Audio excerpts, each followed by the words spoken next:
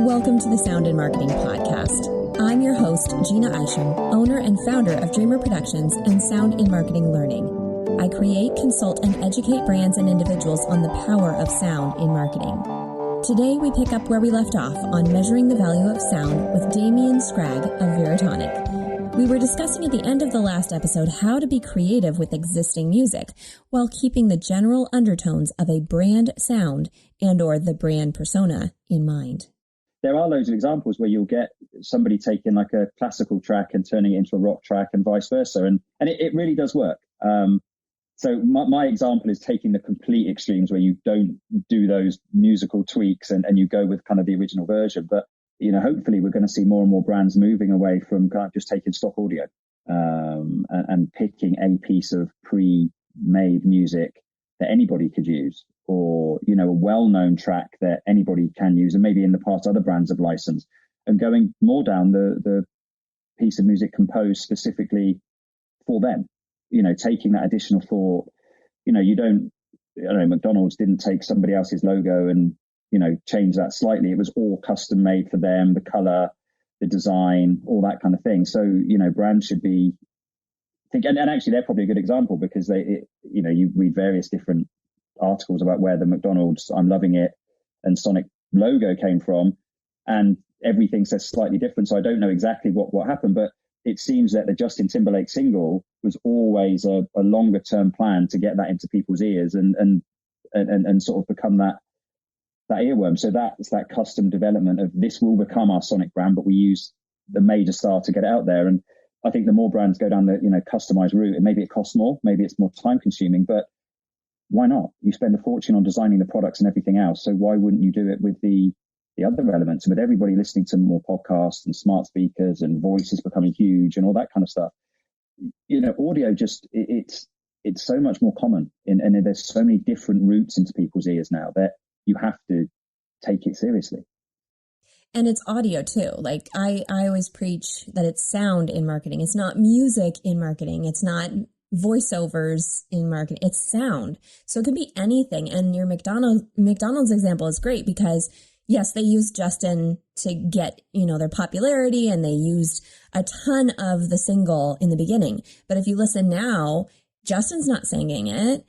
Sometimes it's not even the whole ba-da-ba-ba-ba. It's like smaller. It's I'm loving it, or it's spoken sometimes, or it's implied. So there's so much freedom that you can do with sonic branding, and it evolves, which a company will evolve, a brand will evolve.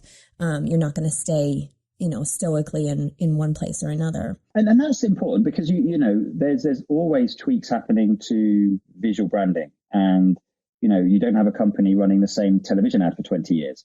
And they evolve and they tweak as things change, as the audience changes, as technology changes, things move on. So audio shouldn't be static either. You know, that has to be something that people evolve with the times, develop for different channels, you know, different, you know, numerous different things. It's something that has to be continually looked at. It's not a done deal. You know, it's when you've done it, that's the starting point. And then we evolve the music, we evolve the tones, the sounds, whatever else we're using over a period of time, because this whole concept of value of sound, it's a time-based thing. It's a longevity thing. It's an ongoing thing. It's not a how do I measure it, done. Okay, sound's measured, and I know what sound is.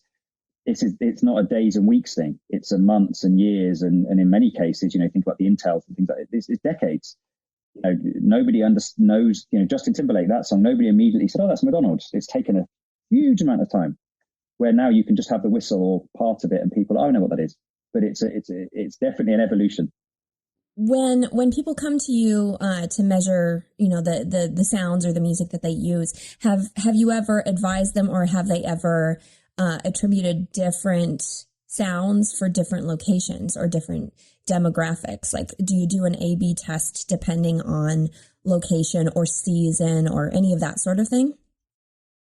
We can, we you know, any level of breaking up the testing and seeing what works where and when, we can do all of that. I mean, it's important, you know, because you're right, different locations.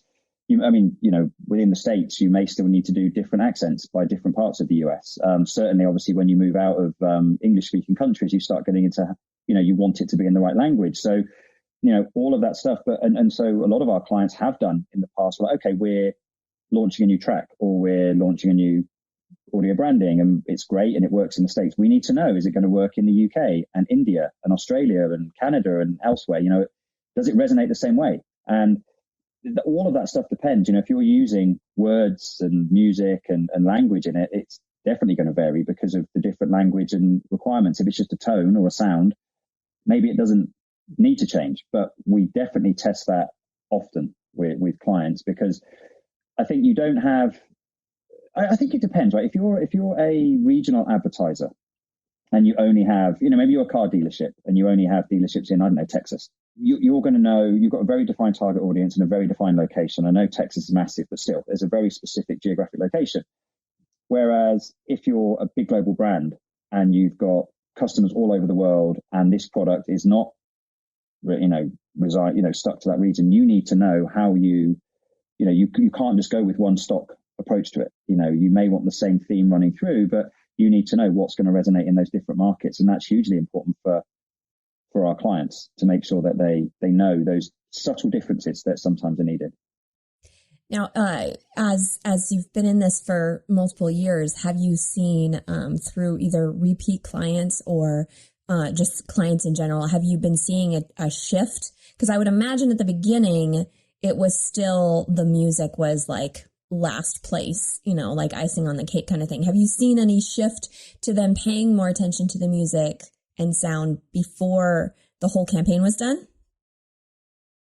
It still varies massively, is the honest answer. It's really interesting. So as you know, we started off, that was the way that Scott started the business was, how do you select the music for your campaigns? And Veritonic came along and said, well, listen, take the subjectivity away. Let's put some data and some science over the top of it to help you make that decision, or make it a little bit easier to make the right decision. And the shift we're definitely seeing more companies now coming to us because they're starting to realize that, audio has become a bigger part of their marketing strategy. It's not just the afterthought thing of, well, here's $1 million, we're going to do some TV and some social. I know $1 million isn't much, TV and social, or we better do some audio. You're now seeing some brands where things like podcast advertising, radio advertising, streaming, that kind of thing is a major part of what they're doing. And then smart speaker experiences and things like that. So it's starting to become a much, much bigger part of their spend. And I think the challenge has always been is that because the money has been more allocated to other forms of advertising, the money for the creative and the research and the testing is allocated where the lion's share of the budget's being spent. As you start to see brands spending more money in the audio space, they're going to start shifting more of their budget that way. But you do see a real swing, which is just really interesting because, if you're very data driven, you're very audio focused, this is right up your street. This is exactly what you should be doing. And every single brand is like that in non-audio, in visual branding. Mm-hmm. Nobody is going to make a decision about a new color, a new shape, a new design without spending a huge amount of money on it.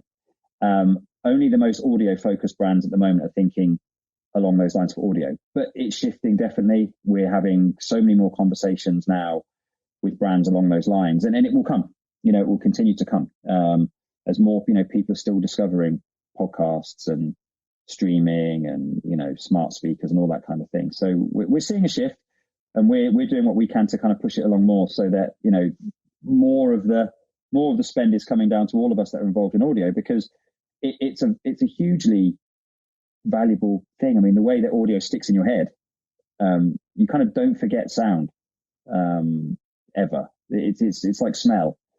Whereas, you're walking down the street, you get that thing when you're walking down the street towards somebody and you think, oh, they look familiar. You get right side by side and you do that very awkward and carry on going. And then 100 yards down the road, you're like, oh, yes, I know who that is. That was John from the football club or whoever. And you're like, that was really awkward. Whereas you hear a sound or some music and it can put you right back in a very, very specific environment. It will make you think of something. Same as if you smell something, it can really make you drift back. And I think, that is really now starting to become something that the brands are recognizing, that it's just so powerful. What would you, if you were to speak to a brand that doesn't doesn't know how to start it or just needs some advice on how to facilitate this, what would your recommendation be for them to figure out what sounds they should attribute? Do you have any advice before they come to you? Like, what would be your ideal situation where the brand has done X and came to you and you go, awesome, this is going to help so much, for you and for the client and everything? I mean, I think it's a good question. I think before they kind of do too much, because there are brands out there that I don't understand audio. I need help. Okay, great. Everyone talks about sonic branding and voices and music, but I haven't got a clue. And I think, a good starting point, the good news is that there's loads of people out there that have done stuff. So there's a couple of areas, right? You can look into what are your competitors doing? You can, the tools exist. We have one. I know this isn't about me talking about too much detail about what Veritonic does, but we have a platform that enables people to find out what are my competitors doing in our vertical. Who's advertising, for example?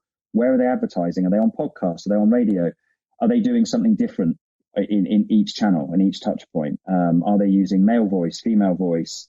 What words are they using? What are they focusing? If you're an automotive, are people focusing on electric cars? Are they focusing on special offers? Are they focusing on environmental issues? What is it? So even if you've not done anything and you don't know what to do or where to start, it's very easy to find out what your competitors sound like and listen to them and get some analysis on what the market looks like. And then all brands, even if they haven't done much with audio specific, most of them have done some kind of video advertising or TV advertising or social advertising. And within that, they've invariably used some form of music or a voiceover or a combination of both. So looking back at historical assets, we'll say, listen, let's see what you've done in the past. Let's listen to previous ads, previous music, voiceovers you used.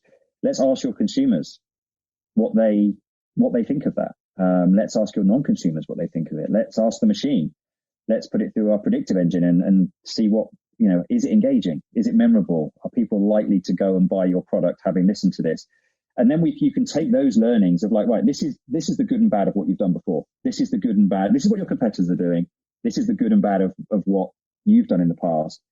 Then let's take those learnings on. If your competitors have said the Iron Maiden stuff doesn't work, the Taylor Swift stuff's great, that's a good starting point. And I guess the other thing is that, you can't boil the ocean, in one go. It's like you're there, you're like, okay, podcast advertising, radio advertising, streaming advertising, audio branding, sonic logo, voice, smart speaker. It's a lot. It's huge. It's very complicated. There's, a lot of decisions to be made. So it's like, let's just step back. You don't have to do everything in one day. Let's, pick a focus and go after that. And we can help you, and your agencies can help you, your creatives can help you, your music producers can help you. Let's work together on going step by step, and this will evolve over time. And we learn on the way. You have to put stuff out there. There's only so much the machine can tell you, and you learn, and your sounds evolve, and you iterate, and you improve, and you take learnings post campaign or after a new branding has been out in the market for 6 months, and you recheck it. Do people recognize it now? Are our sales figures going up? Do people associate us with being the right brand? Whatever the metrics are you're looking to, just this continual process of testing and checking and making sure that it's resonating in the right way. That's great advice. Well, Damien, thank you so much for your time today. I always learn so much from you and from all the people that I speak to. So this is a guilty pleasure of mine to put this podcast together. I learned so much. So thank you so much. No, it's been great. Thanks for having me on, Gina. Nice to speak to you. I hope you're enjoying the show. Don't forget to subscribe on all the major podcast channels, share with friends, follow, and rate. Spread the word because, more people should know about this stuff. I know you know that now. For any other inquiries, you can find me at Dreamer Productions. That's DREAMR Productions.com or soundandmarketing.com, LinkedIn, Twitter, and Facebook. You can also email me at Gina, Jeanna, at dreamerproductions.com. All links will be provided in the show notes. Let's make this world of sound more intriguing, more unique, and more on brand.